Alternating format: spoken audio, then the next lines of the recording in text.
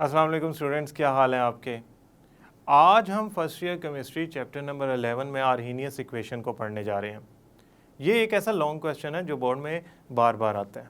इसके अंदर डेरिवेशन भी है, एक्टिवेशन एनर्जी, टेम्परेचर और रेट कांस्टेंट, जिसे स्पेसिफिक रेट कांस्टेंट कहते हैं या वेलोसिटी कांस्टेंट कहते हैं, इनका आपस में रिलेशनशिप भी स्टडी किया गया है। इसमें हम एक्टिवेशन एनर्जी को भी निकाल सकते हैं बाय फाइंडिंग स्लोप। तो इस सारी चीज़ों को डिस्कस करने के लिए हम चलते हैं लेक्चर की तरफ। स्टूडेंट्स, आज हम आर्हीनियस इक्वेशन को स्टडी करने जा रहे हैं। 1889 के अंदर स्वांते आर्हीनियस ने ये इक्वेशन इंट्रोड्यूस करवाई थी। ये इक्वेशन एक्चुअली हेल्प करती है, या ये इक्वेशन रिलेशन इंट्रोड्यूस करवाती है बिटवीन रेट कांस्टेंट का किसके साथ, दो चीज़ों के साथ। वो दो चीज़ें कौन सी हैं? पहला है हमारे पास टेम्परेचर के, रेट कांस्टेंट पे टेम्परेचर का क्या इफेक्ट होता है, और दूसरा है हमारे पास एक्टिवेशन एनर्जी, यानी कि वो मिनिमम अमाउंट ऑफ एनर्जी जो इफेक्टिव कोलिजन के लिए रिक्वायर्ड होती है, वो एक्टिवेशन एनर्जी कहलाती है। एक्टिवेशन एनर्जी को मैं ई स्मॉल ए से लिखना चाहूँगा क्योंकि डेरिवेशन में ये यूज़ हुआ हुआ है सिंबल। जो आर्हीनियस इक्वेशन है ना, ये एक्चुअली एक ऐसी फॉर्म है इक्वेशन की जिससे आप ये आइडिया लगा सकते हैं कि टेम्परेचर और रेट कांस्टेंट एक दूसरे के साथ डायरेक्टली प्रोपोर्शनल की तरह बिहेव करते हैं या इन्वर्सली प्रोपोर्शनल की तरह। मेरा कहने का ये मतलब है कि टेम्परेचर अगर बढ़ाया जाए तो रेट कांस्टेंट की वैल्यू इफेक्ट होगी, मगर क्या वो क्वांटिटेटिवली जो इफेक्ट उस पर आ रहा है वो पॉजिटिव है या नेगेटिव है, यानी कि टेम्परेचर बढ़ाने से वो वैल्यू बढ़ जाती है या कम हो जाती है। Same for the activation energy. सबसे पहले हमें आर्हीनियस इक्वेशन को लिखना होगा, फिर हम इसको वन बाय वन डिटेल में स्टडी कर सकते हैं कि इसमें कौन कौन से फैक्टर्स हैं। आर्हीनियस इक्वेशन जो हमारे पास गिवन है वो है K which is rate constant equal to A which is Arrhenius constant, E which is log base E की पावर में। अब ये जो मैं फैक्टर लिख रहा हूं ये सारा E की पावर में लिख रहा हूं, वो फैक्टर है माइनस EA ओवर RT। अब ये जो मैंने फैक्टर लिखा है ये सारा का सारा E की पावर है, यानी कि लॉग बेस की ये सारी की सारी पावर की फैक्टर में ये आ रहा है। स्टूडेंट, अब वन बाय वन हम एनालाइज करते हैं। K क्या चीज है? K है रेट कांस्टेंट। ये कहाँ अपीयर होता है? ये रेट इक्वेशन में अपीयर होता है। फॉर एग्जाम्पल, आपको याद होगा हम रेट इक्वेशन लिखते थे जनरल रिएक्शन के लिए, A के A मोल्स B के B मोल से रिएक्ट करके C के C मोल्स बनाते थे, D के D मोल्स बनाते थे। अब इसकी जब हम रेट इक्वेशन लिखते थे, that comes to be rate equation is equal to K A के A मोल्स B के B moles, general rate equation rate law से जो हम फाइंड करते थे। उसके मुताबिक ये जो K है that was a rate constant. ये कंसंट्रेशन ऑफ रिएक्टेंट्स पे डिपेंड नहीं करता, ये एक्चुअली डिपेंड करता है टेम्परेचर पे और एक्टिवेशन एनर्जी पे। इसमें जो A है, A this is Arrhenius constant, Arrhenius constant, और ये डिपेंड करता है कोलिजन्स की फ्रीक्वेंसी पे। अब ये किस चीज की कोलिजन है? ये उन मॉलिक्यूल्स की कोलिजन है जो रिएक्शन करना चाहते हैं, और फ्रीक्वेंसी को आप यूं समझ लें कि number of collisions per unit time, यानी कि कितनी ज्यादा कोलिजन्स होंगी या कितनी कम कोलिजन्स होंगी। जितनी कोलिजन्स की फ्रीक्वेंसी ज्यादा होगी उतनी ज्यादा कोलिजन्स होंगी among the molecule in a certain time. E जो है वो लॉग बेस है, I should write E is a log base, natural log की बेस है ये। एक्चुअली ये जो लॉग मैं बात कर रहा हूँ ये नेचुरल लॉग की बेस है, और नेचुरल लॉग को लिखने के लिए मैं जो सिंबल यूज करता हूँ वो स्मॉल ln है। जबकि इसमें जो EA है, ये वाला जो फैक्टर है जो पावर के अंदर है आर्हीनियस इक्वेशन की, ये वाला फैक्टर दो अपने अंदर चीजें रखता है। एक तो डिनोमिनेटर में है, बाकी नोमिनेटर में है। पहला जो फैक्टर है इसमें लिखा हुआ वो है EA। ये जो माइनस का साइन है, अभी फॉर अ टाइम बिंग अगर मैं इसको निगलेक्ट कर दूं तो मेरे पास जो ई ए है that means activation energy.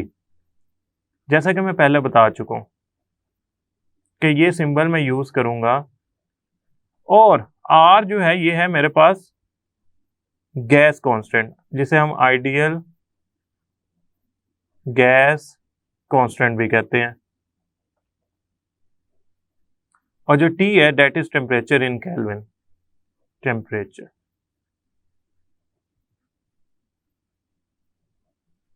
Student ये जो हमारे पास इक्वेशन है जिसे हम आर्हीनियस इक्वेशन कहते हैं, ये वैसे तो जो रिलेशन डेवलप कर रही है उसमें ई की पावर में टेम्परेचर और एक्टिवेशन एनर्जी आ रही है, लेकिन अगर हम मैथमेटिकली इसको सिंप्लीफाई करते हैं तो हमारे पास जो टेम्परेचर और रेट कांस्टेंट का रिलेशन आता है वो इस तरह आता है कि टेम्परेचर रेट कांस्टेंट एक दूसरे के डायरेक्टली प्रोपोर्शनल आते हैं। यानी कि कहने का ये मतलब है कि अगर मैं टेम्परेचर इंक्रीज करता हूँ तो जो आपका रेट कांस्टेंट है उसकी वैल्यू भी इंक्रीज कर जाती है। सो अगर मैं इस चीज को लिखना चाहूं तो मैं यूं लिखूंगा कि K की जो वैल्यू है it increases by increasing temperature, जो कि हम ऑलरेडी स्टडी भी कर चुके हैं। और जो आपकी एक्टिवेशन एनर्जी है वो इस तरह रिलेट करती है K के साथ कि अगर मैं एक्टिवेशन एनर्जी की वैल्यू ज्यादा देखता हूं तो इसका मतलब है K की वैल्यू कम हो जाती है। यानी कि इनडायरेक्ट सेंस में ये कह सकता हूं ये इनवर्सली प्रोपोर्शनल है। ये जो दो रिलेशन है ये स्टूडेंट आपने याद रखना है, ये एमसीक्यूज हैं, बहुत इंपॉर्टेंट एमसीक्यू हैं कि आपकी ये इक्वेशन अगर सिंप्लीफाई की जाए, यानी कि आर्हीनियस इक्वेशन को सिंप्लीफाई किया जाए, के का रेट कांस्टेंट और टेम्परेचर का रिलेशन और के का यानी कि रेट कांस्टेंट और एक्टिवेशन एनर्जी का कांस्टेंट, तो उसके मुताबिक ये किस तरह बिहेव करेंगे एक दूसरे के साथ। तो आप कहेंगे कि टेम्परेचर इंक्रीज करने से के की वैल्यू यानी कि रेट कांस्टेंट की वैल्यू बढ़ जाती है, और एक्टिवेशन एनर्जी कम करने से या एक्टिवेशन एनर्जी अगर किसी सब्सटेंस की, रिएक्टिंग सब्सटेंसेस की प्रोडक्ट बनाने के लिए कम है तो इसका मतलब के की वैल्यू ज्यादा है, और अगर उनकी एक्टिवेशन एनर्जी ज्यादा है तो इसका मतलब जो रेट कांस्टेंट के है उसकी वैल्यू उनके लिए कम होगी। यानी कि आप यूं कह लें कि जो के और टी का रिलेशन है वो टेक्निकली डायरेक्टली प्रोपोर्शनल की तरह बिहेव करता है, और के और ई ए का जो रिलेशन है वो इनवर्सली प्रोपोर्शनल की तरह बिहेव करता है। ये जो आपकी इक्वेशन है Arrhenius equation, that must be written with marker, ताकि एग्जामिनर को अंदाजा हो कि आपने इक्वेशन बिल्कुल करेक्ट लिखी है, और उसके की पॉइंट्स जो मैंने बताए हैं जैसे कि rate constant, log base, Arrhenius constant, और जो पावर के अंदर डिफरेंट वैल्यूज हैं, एक्टिवेशन एनर्जी का सिंबल है, टेम्परेचर है, आइडियल गैस कांस्टेंट है, वो आपने मेंशन करना है। स्टूडेंट यहाँ याद रखिएगा, हम ये जो इक्वेशन पढ़ रहे हैं आर्हीनियस इक्वेशन, इसका हमारी बुक में मकसद है एक्टिवेशन एनर्जी कैलकुलेट करना। एक्टिवेशन एनर्जी कैलकुलेट की जा सकती है अगर आप आर्हीनियस इक्वेशन को मॉडिफाई कर लें इस तरह कि आप उसका ग्राफ बना के स्लोप निकाल लें, और वो स्लोप आपको एक्टिवेशन एनर्जी की वैल्यू दे सकती है। सो हम करने का जा रहे हैं इसके सेकंड पार्ट के अंदर। अब हमने जनरल इंट्रोडक्शन दे दिया इसका आर्हीनियस इक्वेशन का, अब हम इसका जो सेकंड पार्ट है उसमें करने ये जा रहे हैं कि हम कैलकुलेट करने जा रहे हैं एक्टिवेशन एनर्जी को बाय यूजिंग आर्हीनियस इक्वेशन। सबसे पहले तो जस्ट फॉर अ रिमाइंडर मैं आपको बताऊं, एक्टिवेशन एनर्जी जो होती है उसका सिंबल ई ए होता है, और जो आपकी आर्हीनियस इक्वेशन है वो इक्वल होती है K is equal to A E minus activation energy over R T. Student याद रखिएगा इसमें जो ए है वो आर्हीनियस कांस्टेंट है, और जो ई है small E that is actually natural log base, और आपने ये भी याद रखना है कि ई की जो वैल्यू हमारे पास है वो होती है 2.718281। हम यूजुअली करते क्या है कि हम इसकी फर्स्ट 3 यानी कि डेसिमल के बाद वाली 2 और डेसिमल से पहले वाली 1 वैल्यू को यूज करते हैं। समहाउ हम ये वाली जो इक्वेशन है आर्हीनियस इक्वेशन, इसको हम यूज करेंगे और इसके जरिए हम फाइंड करेंगे हमारी एक्टिवेशन एनर्जी को। So let's start towards the calculation of activation energy. Student activation energy जो है ना इस इक्वेशन के अंदर, let me write the equation first, k which is actually a constant, rate constant, A E minus E A over R T. इसमें जो activation energy है that is in power. तो आप सोचें कि कौन सी ऐसी मैथमेटिकल फार्मूला अप्लाई हो सकता है, या आप इसको किस तरह मैथमेटिकली इंप्रूव कर सकते हैं, मॉडिफाई कर सकते हैं कि ये जो एक्टिवेशन एनर्जी है ये पावर से निकल के एज अ फैक्टर या वैल्यू में आ जाए इक्वेशन की, इस तरह के पावर का हिस्सा ना रहे। आपको याद होगा कि हमने पढ़ा था कि अगर हम नेचुरल लॉग अप्लाई करें या लॉग अप्लाई करें m पावर n पे, m पावर n पे, तो उसका आंसर आता था n जो थी पावर, ये वाली पावर, ये आ जाती थी शुरू में,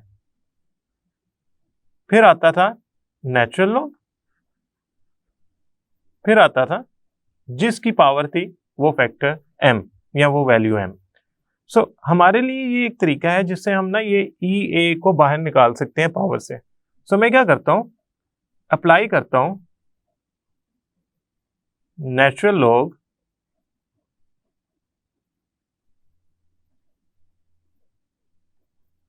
on both sides of equation.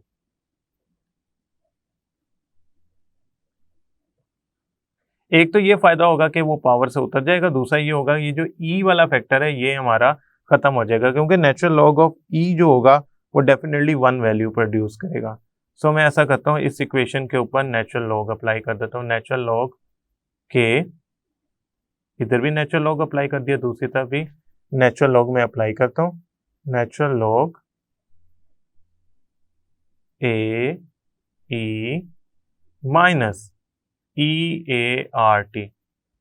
Student याद रखिएगा, जब नेचुरल लॉग दो वैल्यू पे अप्लाई होता है इस तरह कि वो दो फैक्टर आपस में मल्टीप्लाई हो रहे हो, मतलब एक्स डॉट वाई, जिस तरह ए और ई आपस में मल्टीप्लाई हो रहे हैं, तो उनका जो आंसर होगा वो यूं लिखा जाएगा natural log of X plus natural log of Y. तो मैं यहां लिखता हूं नेचुरल लॉग ऑफ ए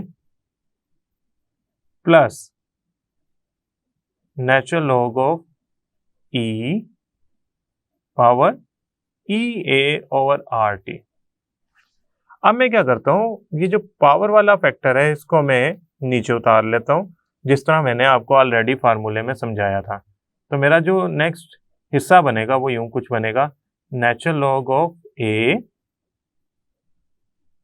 अब स्टूडेंट्स देखें, जब नेचुरल लॉग से ये पावर उतर के बाहर आएगी, यानी कि ये फार्मूला इस पे अप्लाई होगा नेचुरल लॉग का, तो ये बन जाएगी minus E A over R T, और यहां आ जाएगा नेचुरल लॉग ऑफ ई।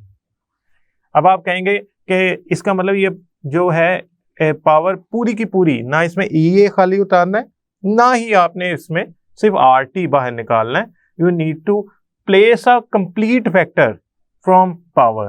तो अब ये बन गई हमारी इक्वेशन। अगर मैं इसे एक सिंगल कलर से लिख लूं तो बन गई नेचुरल लॉग ऑफ के, जो कि इक्वेशन के लेफ्ट हैंड साइड पे चल रहा था, natural log of A minus E A over R T. Now as you already guessed कि नेचुरल लॉग ऑफ ई की फैक्टर जो होती है वो 1 होती है। अब इसको मैं अगर रीअरेंज करूं तो ये बन जाएगा natural log of K is equal to minus E A over R T plus natural log of A. Now we need to convert natural log, because हमारे दो मकसद पूरे हो गए। हमारी इक्वेशन में पावर जो है वो फैक्टर जो है वो हमारा इक्वेशन का ऐसे पार्ट बन गया कि अब वो पावर नहीं है। दूसरा, हमारा ये जो नेचुरल लॉग है that can be converted into log base 10। कैसे, देखिए, अगर आपके पास नेचुरल लॉग हो ए, या कोई किसी भी चीज का नेचुरल लॉग है, ए की बजाय एक्स भी लिख सकते हैं, तो वो इक्वल होता है 2.303 लॉग ऑफ बेस 10 ए। सो हमने रिप्लेस करना है नेचुरल लॉग को लॉग बेस 10 से, तो 2.303 का फैक्टर जो होगा ना वो मल्टीप्लाई होगा। सो हमारी इक्वेशन बन जाएगी 2.303 लॉग ऑफ के। किया क्या मैंने, नेचुरल लॉग की जगह ये फैक्टर लगा दिया, नेचुरल लॉग की जगह लॉग बेस 10 का। इसके साथ तो ई ए के साथ तो कुछ था ही नहीं, तो मैं इसके साथ कोई भी फैक्टर लगाने की ज़रूरत ही नहीं है मुझे। और जो दूसरी वैल्यू है वो भी बन जाएगी मेरे पास 2.303 log of a। नाउ ये 2.303 का तो फैक्टर खत्म करें, इसको कैसे खत्म किया जा सकता है? इस इक्वेशन को डिवाइड कर दें इक्वेशन बाय 2.303। जब आप इस पूरी इक्वेशन को 2.303 से डिवाइड करेंगे तो आपका आंसर आएगा, इस साइड का तो log ऑफ k आ जाएगा, क्योंकि आप 2.303 से डिवाइड करेंगे कैंसिल हो जाएंगे। जब इस हिस्से को आप डिवाइड करेंगे तो होगा यूं कि ये जो EA/RT है ना, इसके नीचे 2.303 आ जाएगा क्योंकि हमने डिवीजन की है, और जब इस दूसरे वाले फैक्टर से डिवाइड होगा तो मेरा आंसर सिर्फ बच जाएगा log ऑफ a।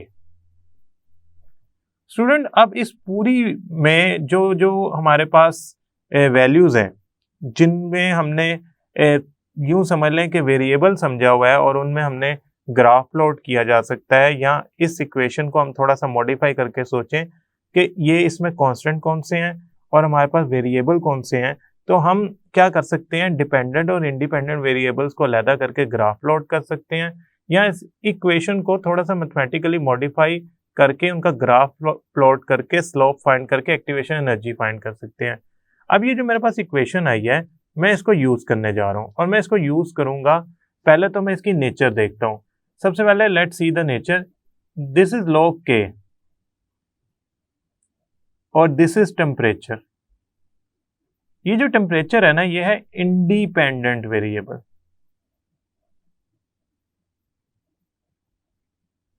हाँ, इस टाइम ये इक्वेशन में 1/t के हिसाब से, और ये है डिपेंडेंट वेरिएबल, बिकॉज आप टेम्परेचर चेंज करते जाएंगे, k की वैल्यू चेंज होती जाएगी। ये है कांस्टेंट, r भी कांस्टेंट है ना, एक्टिवेशन एनर्जी फाइंड की जा सकती है। किस तरह? अगर मैं डिपेंडेंट और इंडिपेंडेंट के दरमियान ग्राफ बना लूं। ये इक्वेशन खुद को एक खास किस्म की मैथमेटिकल इक्वेशन के करीब करीब इसकी शक्ल बनी हुई है। वो कौन सी? ये देखिएगा जरा, y is equal to m x plus c के। इसमें जो y है वो डिपेंडेंट वेरिएबल है, which is actually equal to log of k। इसमें जो m है वो स्लोप है। स्लोप किसकी इक्वल होगी? इस फैक्टर के जो टेम्परेचर के साथ है। 1/t क्या होगा? x होगा। x क्या होगा? 1/t। और ये जो हमारा लास्ट वाला फैक्टर है, डेट इज एक्चुअली c, और ये किसके इक्वल होगा? कांस्टेंट के, which is actually log of a। Student, मैंने x और y which is log of k, इनके दरमियान ग्राफ प्लॉट करना है। याद रखिएगा ये जो स्लोप है ये नेगेटिव है। अब जब मैं इसका ग्राफ प्लॉट करता हूं ना, तो मेरे पास कुछ बातें ऐसी हैं जो मुझे पहले बता देनी चाहिए। ये स्लोप नेगेटिव का मतलब ये है कि ये इसमें जो टेंजेंट का एंगल बनेगा, यानी कि टेंजेंट थीटा जो कि स्लोप निकालता है, वो ग्रेटर देन 90 बनेगा। इसमें जो लाइन बनेगी उसका एक एंड जो होगा वो सेकंड क्वाड्रेंट में होगा, एक एंड जो होगा वो फोर्थ क्वाड्रेंट में होगा। इसको समझने के लिए हमें पहले इसका ग्राफ ड्रा करना पड़ेगा। मैं ये सारे फैक्टर 1 बाय 1 लिख लेता हूँ। y का मतलब क्या है? log of k। सो लिहाजा मैं यहां की बजाय इस फैक्टर को यहां लिख लेता हूं। m का मतलब क्या है? -EA/RT, यानी कि m की वैल्यू ये है, और यहाँ t नहीं आएगा, इसमें t वेरिएबल है, 2.303 r, और c जो है मेरे पास है वो है log of a। Now let's draw the graph and see how can we find out the activation energy. Student, ये दो एक्सिस हैं। इसमें जो आपके पास ये वाला एक्सिस है, जिसे आप एक्स एक्सिस कह लें, ये एक्सिस आपको बता रहा है कि यहाँ पे 1/t यानी कि इंडिपेंडेंट वेरिएबल आएगा, और ये जो y एक्सिस है आपके पास, यहाँ पे एक्चुअली log ऑफ k आएगा। ये y एक्सिस वाला हिस्सा जो है मैं रिमूव कर देता हूँ। ओके, नाउ ये जो मैंने ग्रे कलर की लाइन लगाई है, that is actually a line parallel to X axis. ये स्लोप के लिए मैंने लगाई है। जब मैं इसमें ग्राफ ड्रा करूंगा बिटवीन 1/T, जो कि मैं किस में ले रहा हूँ, डेफिनेटली केल्विन में होगा ना टेम्परेचर, तो यूनिट्स होंगे पर केल्विन। तो मैं ऐसा करता हूँ, इसका ग्राफ बनाता हूँ। याद रखिएगा ये जो C पॉइंट है, C that is a Y intercept, यानी कि जब मैं ग्राफ बनाऊंगा तो मेरी लाइन जहां Y एक्सिस को टच करेगी, कट करेगी, वो log ऑफ C यानी कि वो C यानी कि log ऑफ A के बराबर होगा। So let's draw a line.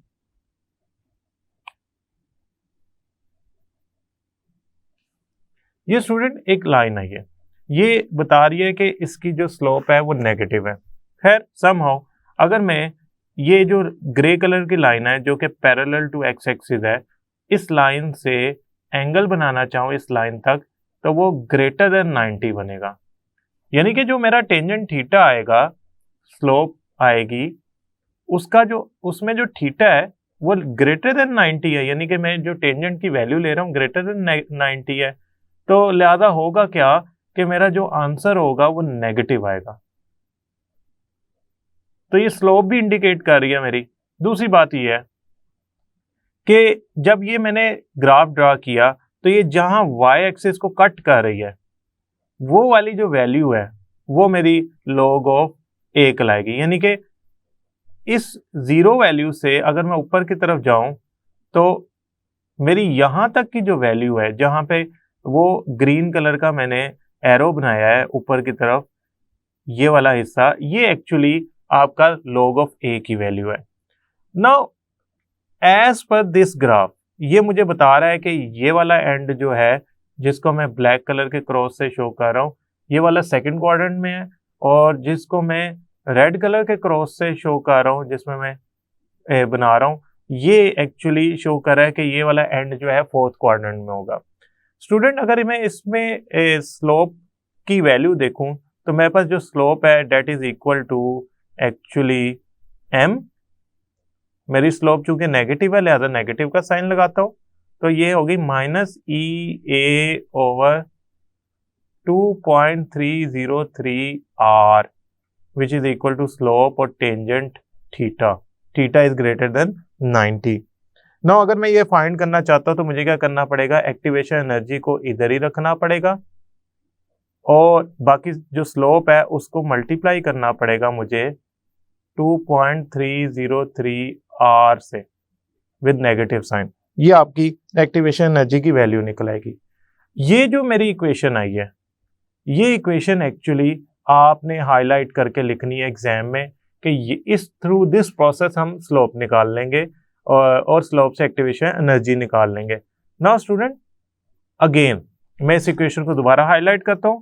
Activation energy equal होगी स्लोप मल्टीप्लाई बाय 2.303 r के। अब अगर मैं ये कहूं कि एक्टिवेशन एनर्जी निकालने के लिए मुझे स्लोप निकालनी पड़ेगी और 2.303 r, उसमें r की वैल्यू क्या आएगी, तो वो बड़ा आसान है। हम ऑलरेडी r की जो वैल्यू है ना वो डिस्कस कर चुके हैं। r की वैल्यू हम चैप्टर नंबर 3 में डिस्कस कर चुके थे standard units system international units के अंदर, वो थी 8.3143 जाउल, ठीक है, पर केल्विन पर मोल। तो हम ये वैल्यू यहाँ इनपुट करेंगे और जो भी स्लोप हमारे पास आएगी वो हम यहाँ पे वैल्यू लगा के इसको फाइंड कर सकते हैं। स्टूडेंट जो स्लोप है ना उसके यूनिट्स हमें पता होने चाहिए। सो अब हम इसका लास्ट पार्ट करने जा रहे हैं, यूनिट्स ऑफ स्लोप। हमारे यहाँ तक डेरिवेशन कंप्लीट हो गई, आप यूं समझ लें कंक्लूड कर लिया कि एक्टिवेशन एनर्जी कैसे निकाली जा सकती है, लेकिन यूनिट ऑफ स्लोप भी पार्ट है इसका और हमने ये जरूर करना है। Slope, units of slope. Student slope equal किसके थी, अगर मैं देखूं तो स्लोप मेरी इक्वल थी -EA over 2.303 r for a time being. अगर फॉर अ टाइम बीइंग मैं यूनिट्स निकालने के लिए कॉन्स्टेंट्स को भूल जाऊं, यानी कि 2.303 और नेगेटिव वैल्यू को, तो मेरे पास EA ओवर RT बचता है। अब EA के यूनिट क्या है, EA के जो यूनिट्स होते हैं वो होते हैं मेरे पास किलो जाउल या जाउल पर मोल। अगर मैं स्टैंडर्ड सिस्टम इंटरनेशनल यूनिट लूं तो जाउल पर मोल, और R के यूनिट क्या होते हैं, जाउल पर केल्विन पर मोल।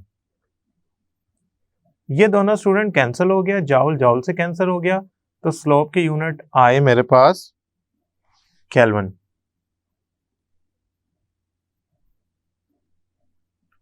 सो मेरा जो स्लोप आई उसके यूनिट आएंगे केल्विन, यानी कि ये टेम्परेचर के यूनिट्स के बराबर। Now student this is your complete question. इसके अंदर आपने करना ये है कि सबसे पहले तो आर्हेनियस इक्वेशन को इंट्रोड्यूस करवाना है। मैं इसका एक स्लाइड सा रिव्यू दे देता हूं ताकि आप इसको आसानी से कर पाए। सबसे पहले आपने आर्हेनियस इक्वेशन को इंट्रोड्यूस करवाना है और ये बताना है कि ये किन चीजों के बारे में रिलेशन को स्टडी करते हैं, that is temperature and activation energy. इसमें इंपॉर्टेंट एमसीक्यू मैंने आपको बताया। उसके बाद आपने हेडिंग देनी है कि हम एक्टिवेशन एनर्जी कैलकुलेट करने जा रहे हैं, आर्हेनियस इक्वेशन को मॉडिफाई करके उसका ग्राफ ड्रा करके उसकी स्लोप फाइंड करके हम एक्टिवेशन एनर्जी निकाल सकते हैं। सो मैंने क्या किया, डेरिवेशन की, और डेरिवेशन के जरिए या आप यूं समझ लें मॉडिफिकेशन की इक्वेशन की एक्टिवेशन एनर्जी को ड्राइव करने के लिए, तो मेरे पास y is equal to m x plus c के बराबर मेरी इक्वेशन डेवलप हुई, उसमें स्लोप नेगेटिव आई और मैंने आपको उसका ग्राफ में लाइन बना के 1 बाय 1 सारे पॉइंट्स को डिस्कस करके बताया। एंड पे जो स्लोप्स के यूनिट हैं वो जरूर बताइएगा, that is very much important part. Students now we are going to solve example number 3। After calculating the activation energy हम उस इक्वेशन को इस्तेमाल करके एग्जांपल नंबर 3 को सॉल्व करेंगे। मैंने एग्जांपल नंबर 3 का डाटा जो है वो पहले ही पेस्ट कर दिया। आप देख सकते हैं कि इसके अंदर स्लोप हमें ऑलरेडी गिवन है which is equal to -5400 Kelvin, और एज यूजुअल हमारी लाइन जो है वो नेगेटिव स्लोप की बनी हुई है जिसमें एंगल जो है वो ग्रेटर देन 90 है। और मैंने इसमें इक्वेशन की फर्स्ट पोर्शन को भी लिख दिया है कि इक्वेशन ये बता रही है कि N2O5 decompose into NO2 plus oxygen, और इसको बैलेंस किया तो मेरे पास ये इक्वेशन बनी। खैर हम एक्टिवेशन एनर्जी को कैलकुलेट करना चाहते हैं, तो activation energy is equal to minus slope multiply by 2.303 R। Now let's revise the value of R। R की वैल्यू हमारे पास क्या थी? R की वैल्यू हमारे पास क्या थी? R की वैल्यू थी 8.3143 joule per Kelvin per mole. Now use the same value for this. खैर अभी हमारे पास स्लोप क्या गिवन है? स्लोप हमारे पास गिवन है -5400, तो पहले ये वाला नेगेटिव साइन, फिर -5400। Now the units of slope is Kelvin multiply by 2.303 और R की वैल्यू क्या है हमारे पास? As usual 8.3143 joule per Kelvin per mole. Now student, if I calculate this, it will come to be positive 103410 joule per mole. ये आ गई आपकी activation energy की वैल्यू, लेकिन ये यूनिट्स जो हैं आप किलो जॉल में कन्वर्ट कर सकते हैं। सो मैं क्या करता हूँ, इनको यूनिट्स को किलो जॉल पर मोल में कन्वर्ट करता हूँ। तो एक्टिवेशन एनर्जी के यूनिट क्या होते हैं? किलो जॉल पर मोल। फॉर दिस रिएक्शन जो वैल्यू आई वो आई 103.410 किलो जॉल पर मोल। अब ये किलो जॉल पर मोल में डेसिमल 3 आगे इसलिए प्लेस किया है क्योंकि जब भी मैं जॉल से किलो जॉल में जाऊंगा तो मैं जो वैल्यू है उसको डिवाइड कर दूंगा 1000 से। अब ये जो एक्टिवेशन एनर्जी आई है this is high, average energy से वैल्यू हाई है, यानी कि जो activation energy for decomposition of what N2O5 ये ग्रेटर है यूजुअली जो एवरेज काइनेटिक एनर्जीज होती हैं, एक्टिवेशन एनर्जीज होती हैं उनसे। लिहाजा it requires a good external energy और push to complete this reaction और to go in a forward direction. So ये एनर्जी बैरियर आसानी से क्रॉस नहीं कर पाएगी, यानी कि N2O5 आसानी से डिकम्पोज नहीं हो पाएगी। उसकी वजह क्या है? इसकी जो एक्टिवेशन एनर्जी है वो एवरेज एक्टिवेशन एनर्जी की वैल्यू से ज़्यादा आ रही है। आई होप स्टूडेंट ये लेक्चर आपको समझ आया होगा और इसमें मौजूद एग्जाम्पल भी आपको आसानी से समझ आ गई होगी। नेक्स्ट लेक्चर तक के लिए अल्लाह हाफिज़।